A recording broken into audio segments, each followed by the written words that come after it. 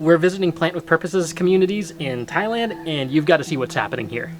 หรือว่าพ่อแม่บางคนไม่มีพูดถึงในแง่บอกว่าเขาไม่มีบัตรเขาไม่กล้าออกไปใช่ไหมเราก็ต้อง Ethnic communities here have had their rights infringed upon because they don't have the technical paperwork like a deed to farmland. Agencies reclaim the land that leaves people with nowhere to farm.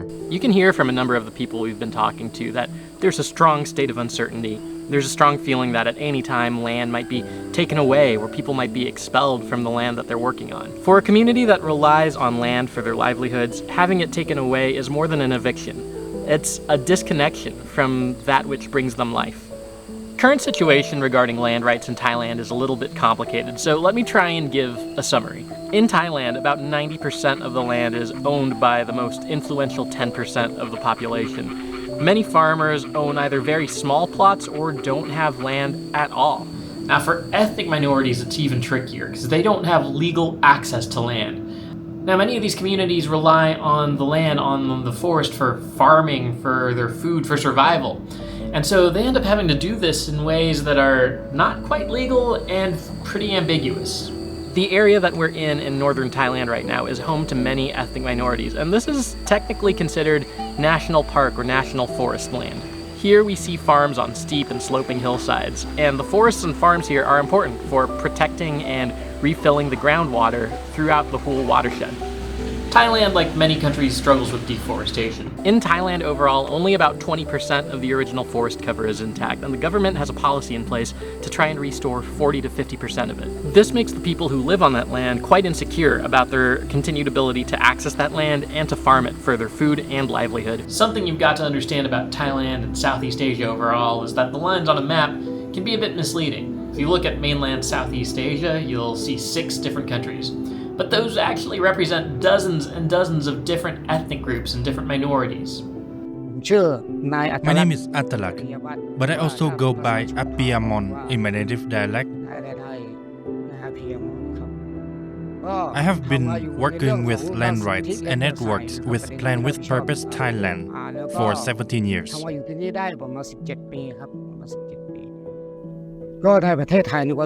There are many ethnic groups in Thailand, especially in the north. Diversity is part of our cultural identity here in our daily lives.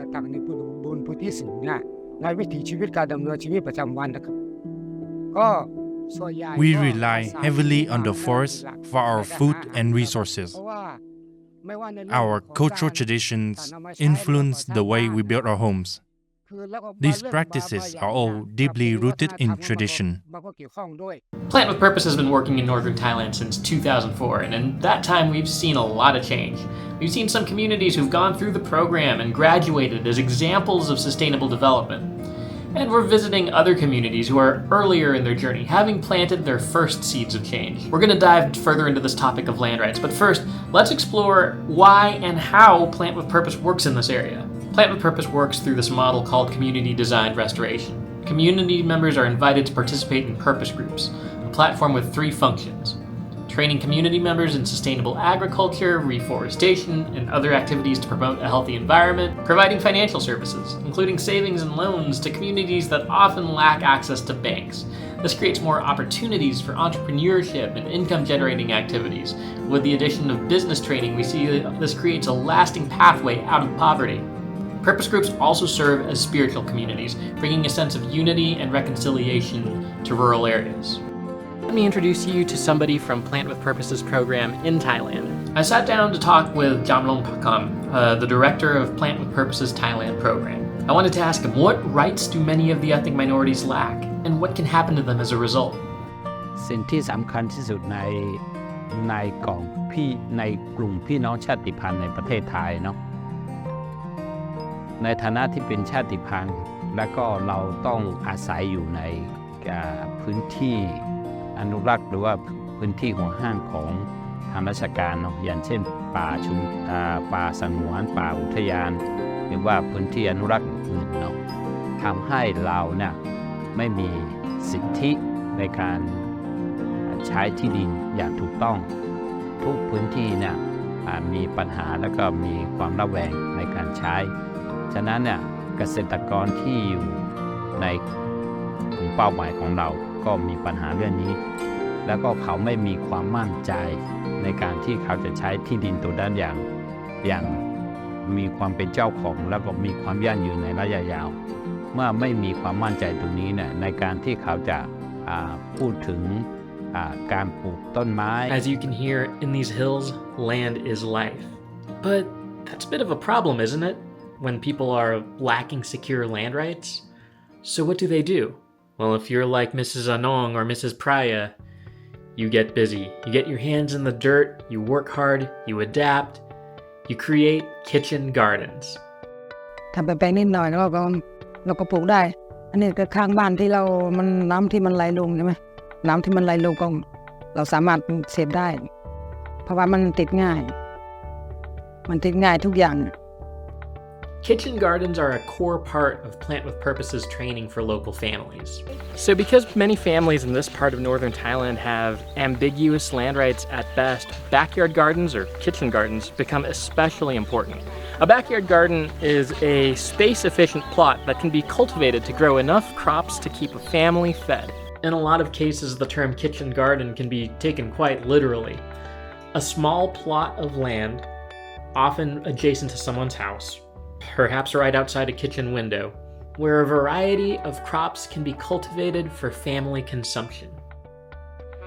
Not sure.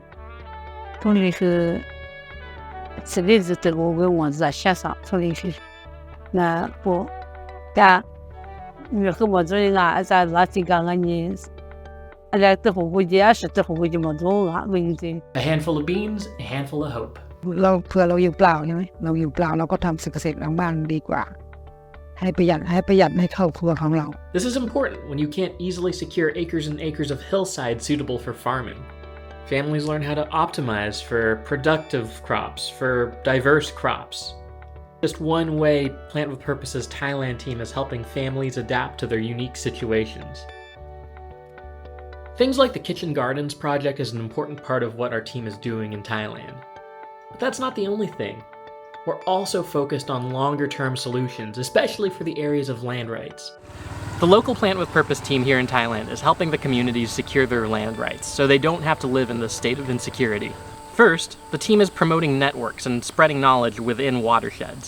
This work looks like organizing villages and building capacity among local leaders. หรือตัวชาวบ้านเองเนี่ยจะได้รับข้อมูลข่าวสารมากขึ้นแล้วก็เขาจะมีความรู้ความตระหนักมากขึ้นแล้วก็เขาจะมีพลังในการที่จะแก้ไขปัญหาในระยะยาวอันนี้จะเกิดขึ้น People are learning how to manage a watershed. They're also learning about policy and legal issues so they can understand the systems that impact them.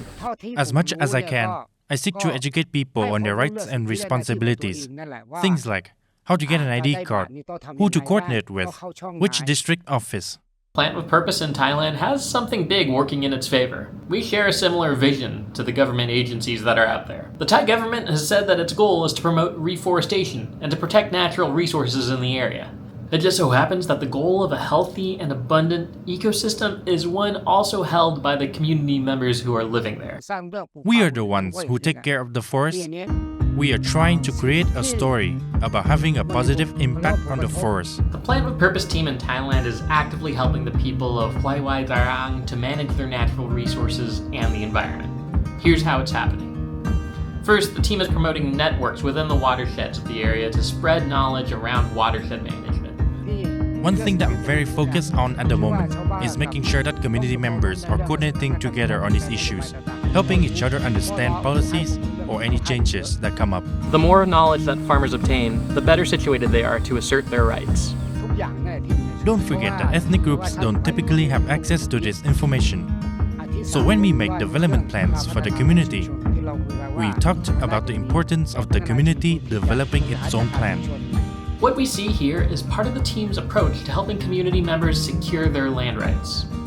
It's helping community members develop plans for land use, particularly within the forest. Land use plans can include things like a community development plan, a community forest management plan, or watershed maps. This refutes the idea that people are an obstacle to healthy land. They can also support their work with data that shows how their land use efforts align with the goals of the government. A comprehensive plan to protect the forest and its resources shows that This can be accomplished best with the community, in partnership. Put it all together, and you can see that the people of a watershed are ultimately its greatest asset towards restoration. เรามีความสุขในการทำเนาะอาจจะเป็นเพราะว่าเราก็เป็นชนเผ่าเองด้วยเราก็รักในชนเผ่าของเราแล้วก็เรามีความสุขในการทำงานอย่างเงี้ยเราไม่เคยท้อแท้ในการทำงานเรารักในงานนี้ด้วย In order to do the work of reversing poverty and restoring ecosystems, land rights need to be secured and addressed. It's hard to ensure the healthy management of land when, at any minute, you run the risk of your land being taken away.